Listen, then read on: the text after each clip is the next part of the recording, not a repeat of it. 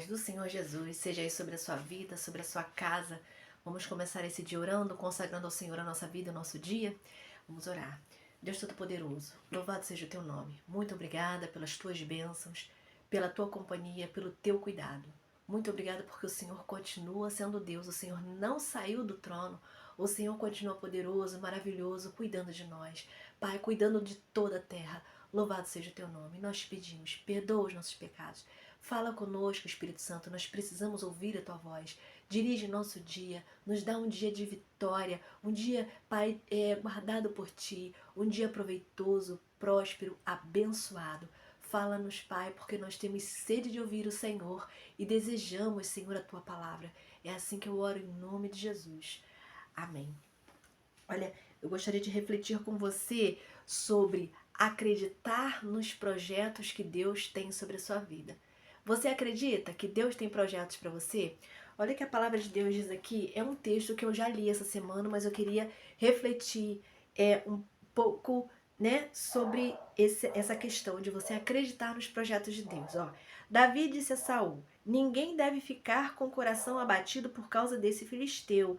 Teu servo irá e lutará com ele. Respondeu Saul: você não tem condições de lutar contra esse filisteu, você é apenas um rapaz. Ele é um guerreiro desde a mocidade. Davi, entretanto, disse a Saul: teu servo toma conta das ovelhas do seu pai. Quando aparece um leão, um urso, e leva a ovelha do rebanho, eu vou atrás dele. Dou-lhe golpes e livro a ovelha da sua boca. Quando se vira contra mim, eu pego pela juba e lhe dou golpes até matá-lo. Teu servo pôde matar um leão e um urso? Esse filisteu incircunciso será como um deles, pois desafiou o exército do Deus vivo. O Senhor que me livrou das garras do leão e das garras do urso, me livrará das mãos desse filisteu. Diante disso, Saul disse a Davi: vá e que o Senhor esteja com você. A história você já deve conhecer. Se você não conhece, a história de Davi e Golias. Quando Davi, um rapaz que não tinha táticas de guerra, ele foi enfrentar um guerreiro que veio contra a nação de Israel. Nação de Israel, um povo escolhido do Senhor, um povo que temia o Senhor e era um povo guardado por Deus. Então, a promessa de Deus é que se o povo estivesse em obediência, todo que se levantasse contra o povo de Israel seria derrotado pelo Senhor, porque Deus daria sabedoria ao povo para lutar. Não é? E então Golias ele se levanta e ele vai até o exército de Israel para afrontar o exército e dizer que eles eram um bando de medrosos, etc. E o povo de fato temeu, porque ele era um gigante de quase 3 metros de altura. E ele tinha uma espada enorme, ele era um homem enorme, ele era um filisteu e ele não estava sozinho, além de tudo, além de ser um gigante, ele não estava sozinho. Então, o que a gente vê aqui é que Davi, ele chegou para levar alimento para os seus irmãos. Se você for ler o texto antes, né? Você vai ver que ele foi levar alimento para os seus irmãos porque o pai dele mandou. Então ele tomava conta de suas ovelhas e quando ele chegou lá, ele começou a observar aquela situação e começou a perguntar para os soldados até que chegou a Saul. E Saul conversou com ele e falou assim com ele: mas você não é um homem de guerra, como você vai enfrentar esse homem? E ele começou a falar: olha, eu já enfrentei o urso, o leão, quando iam lá atacar as ovelhas do meu pai, e eu dava golpes nele até matar. Eu enfrentei, eu posso enfrentar esse gigante também.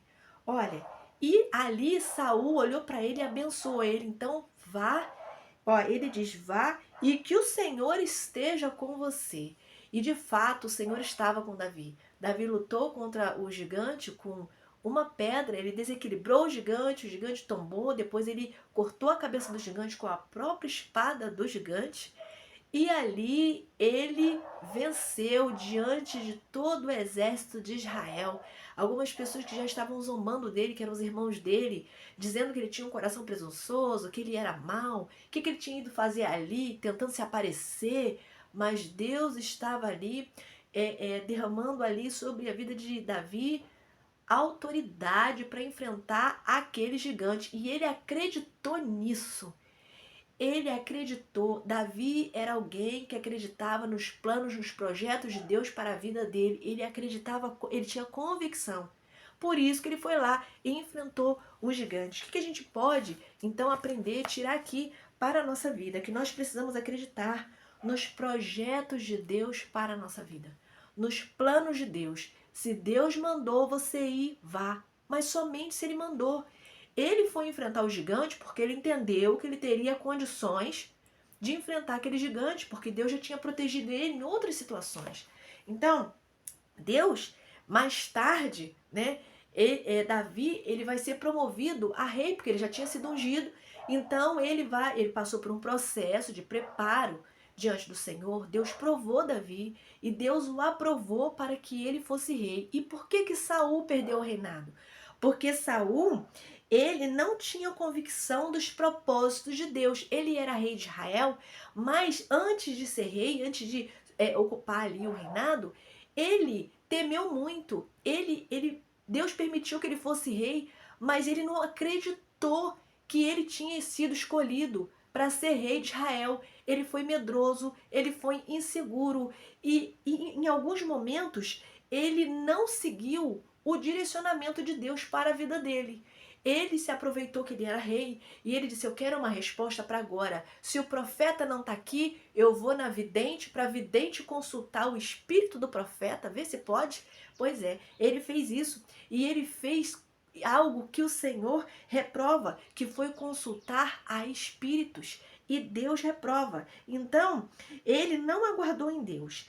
E quando ele fez isso, Deus já o reprovou. Então, ele recebeu mesmo a palavra de Deus que ele não continuaria como rei, porque ele estava reprovado diante de Deus. Então, Deus aprovou Davi. Saul depois veio a falecer. Então, Saul, ele então desobedeceu ao Senhor, não é? Ele não aguardou em Deus e por isso ele perdeu a bênção do reinado. E Davi, que foi o sucessor de Saul, depois já de ter passado por um processo, depois de ter sido provado por Deus. O que a gente pode então aprender com isso, não é? Quando Deus te chamar, acredite que Ele vai contigo. Deus foi com Davi naquela luta ali contra o Golias. Era propósito de Deus de Davi vencer Golias. Davi não venceu pela sua força, ele era um jovem, não era guerreiro, um jovem inexperiente nisso.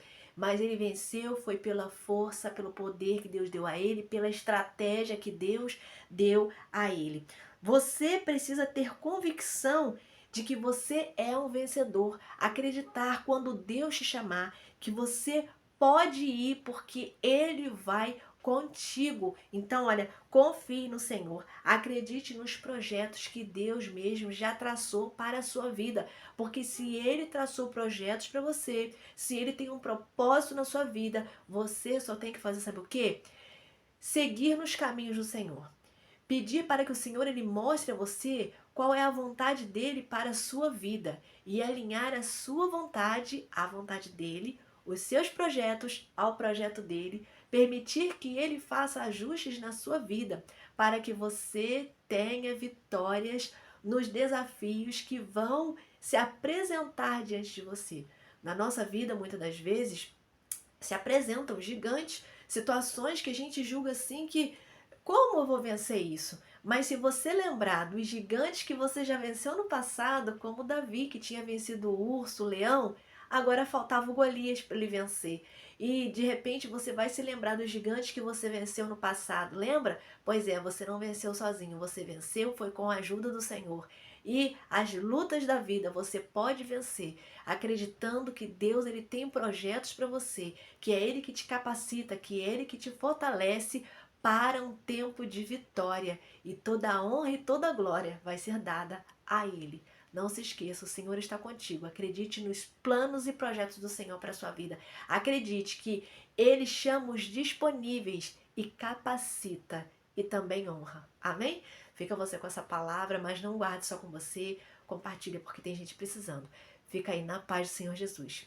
Um grande abraço.